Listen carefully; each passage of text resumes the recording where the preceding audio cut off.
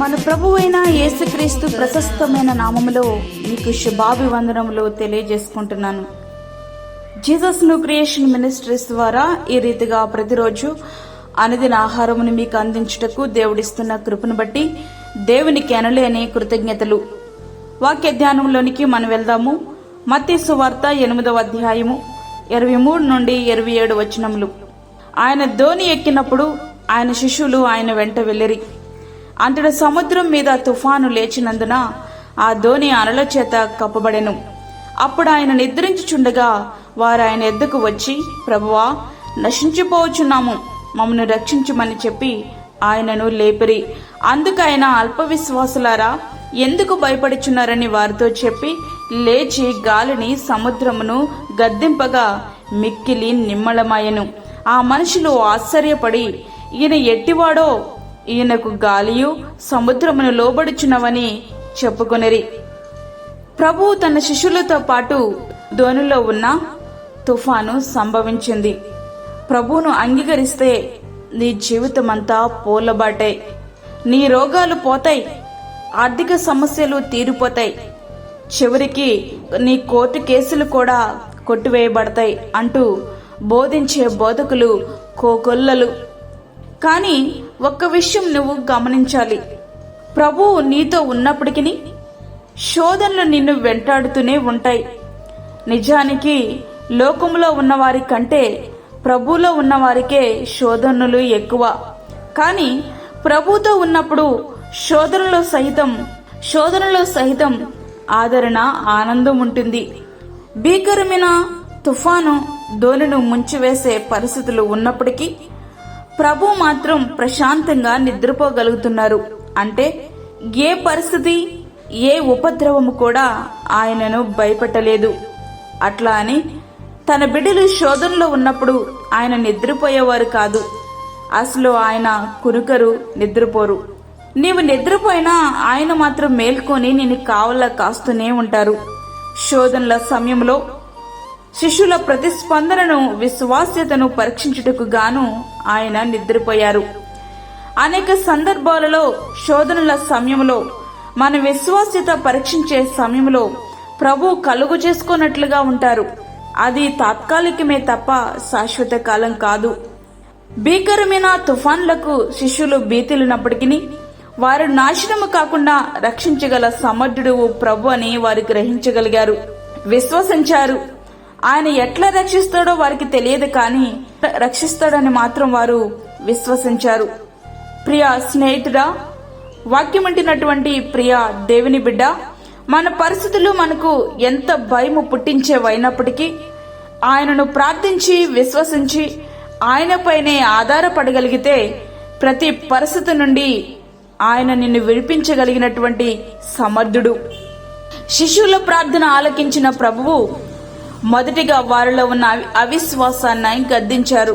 ఆ తరువాత గాలిని సముద్రమును గద్దింపగా అవి మిక్కిలి నిమ్మళవాయెను.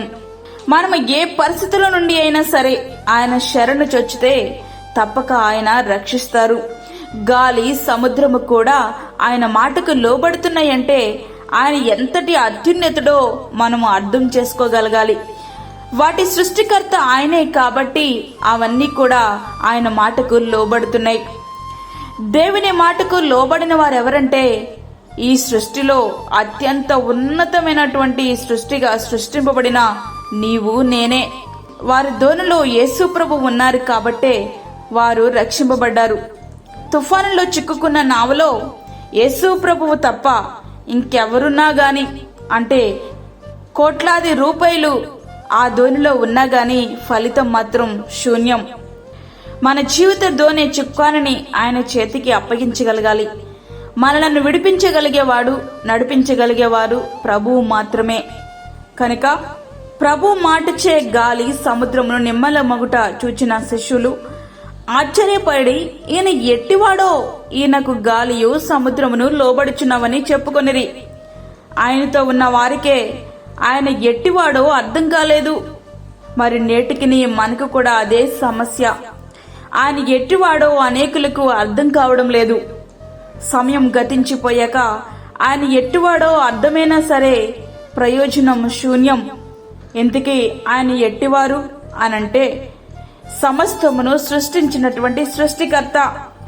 సమస్తమును ఆయన మూలముగా కలిగెను, లోకం ఆయన మూలముగా కలిగెను. యోహాను సువార్త 2వ అధ్యాయము 10వ వచనం. దేవత్వం యొక్క సర్వ పరిపూర్ణత శరీరముగా క్రీస్తునందు నివసించుచున్నది. కొలసి 2వ అధ్యాయము 9వ వచనం. తన మహత్తు గల మాట చేత సమస్తమును ఆయన నిర్వహించేటటువంటి వాడు.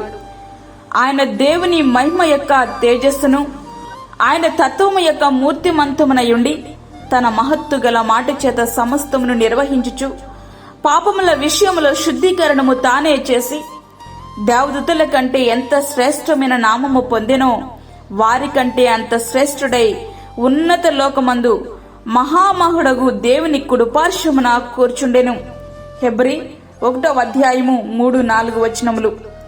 ప్రియ స్నేహితుడా, వాక్యం వింటున్నటువంటి ప్రియ దేవుని బిడ్డ, ప్రభువు ఎట్టివాడో మనం అర్థము చేసుకుని ఆయనను విశ్వసించి ప్రార్థించగలిగితే మన జీవితంలో చెలరేగే ఎట్లాంటి తుఫానులైనా అనగా శోధనలైనా వేదనలైనా వాటి నుండి ఆయన మనలను రక్షించగలిగినటువంటి సమర్థుడు కనుక విశ్వసిద్దాం, ప్రార్థిద్దాం. ఆయన దగ్గర నుండి ప్రార్థన ప్రతిఫలాలు అనుభవిద్దాం. అట్టి కృప ధన్యత ప్రభు మనకి అనుగ్రహించునుగాక. ఆమేన్. వాక్యమే నా ప్రియ దేవుని బిడ్డలారా, ప్రార్థనలో ఏకీభవించండి. పరిశుద్ధమైన తండ్రి, ప్రేమగల యేసు ప్రభువా, శ్రేష్టమైన మరి యొక్క దినము మా జీవితంలో మీరు అనుగ్రహించారు. నీకు వందనాలు. ఈ దినమంతటి కొరకు కావలసిన నీ కృపను, నీ తోడు, నీ కాపుదల, నీ భద్రత మాకు దయచేయండి ప్రభా. ఏ తెగులు, ఏ శోధన మా గుడారాలకి వాటిల్లకుండా నీ యొక్క అమూల్యమైన రక్తము కింద మమ్మల్ని మీరు భద్రపరచండి.